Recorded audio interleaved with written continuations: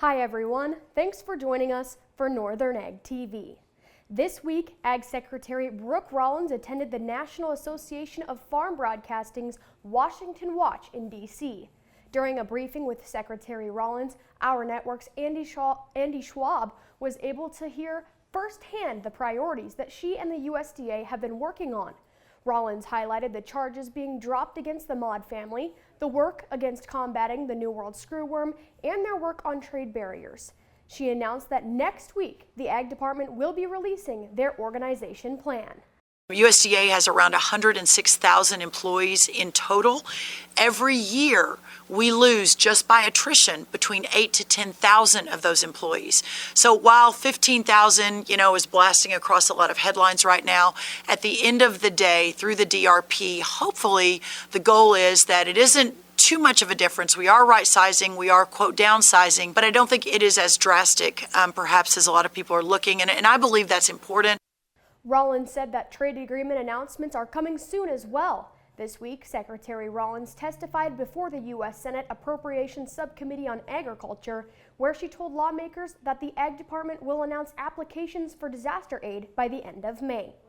Last week, the Trump administration dropped criminal charges against the Maude family. Not only was this a big topic at the Issues Forum at the NAFB Washington Watch, but it's been an ongoing case that the ranching industry has followed. Andy also spoke with National Cattlemen's Beef Association Senior Vice President for Government Affairs, Ethan Lane, about the case. When you hear that they were potentially looking at options for people to raise their children over a fence line that was not where a Forest Service law enforcement officer thought it should be, it just makes your blood boil. If you're from the ranching community, if you're from the West in particular, it's just, I can't think of many things that get people united as quickly as something that unacceptable and egregious. Over the next 3 years, the U.S. Department of Interior and the National Fish and Wildlife Foundation are investing $2.25 million to help landowners with wildlife conflict across 1.2 million acres. The Department of Livestock said that in 2026, the board will have about $500,000 in funding for range riders, electric fence, guard dogs, compost programs, and other practices that prevent predation on livestock. And just a quick reminder, there's still time to apply for the Montana Agricultural Business Association Scholarship. Visit mtagbiz.org. We'll be back with the markets after this. From the beginning, we've worked closely with farmers. BNSF's ties to the agricultural community go back 175 years. Together, we've innovated to make the U.S. agriculture supply chain one of the most efficient and productive in the world. Our strong relationship powers BNSF still today and helps us move the nation like no one else can. At BNSF, we move the nation for you.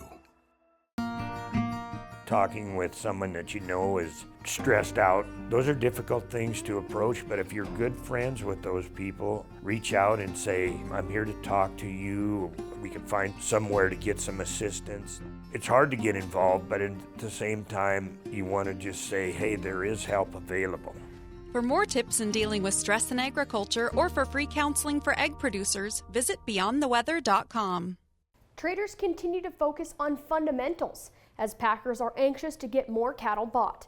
Already developing some light cash cattle trade this week, a few bids at $218 to $220 on the hoof, so far steady to last week. With live sales already made, it's likely that packers will jump in and develop some dress sales. Box beef prices are higher as well, choice cuts moving most days. Pressure did settle into the market on Wednesday as traders wait to see for sure fundamental direction this week. And it's the time of year we're cutting out the poor quality cows before sending them out to pasture. Slaughter cows did sell $2 to $6 lower in Miles City, with those lower quality cows going through the ring. With that being said, breakers still sold for $158 and lean ones averaging $131. Young cows suitable to feed or rebreed sold in good demand in Miles, with younger ones at $205 to $268 and 2 to 8-year-olds at $165. The wheat markets were mostly lower on Wednesday as the futures continue their bearish trend.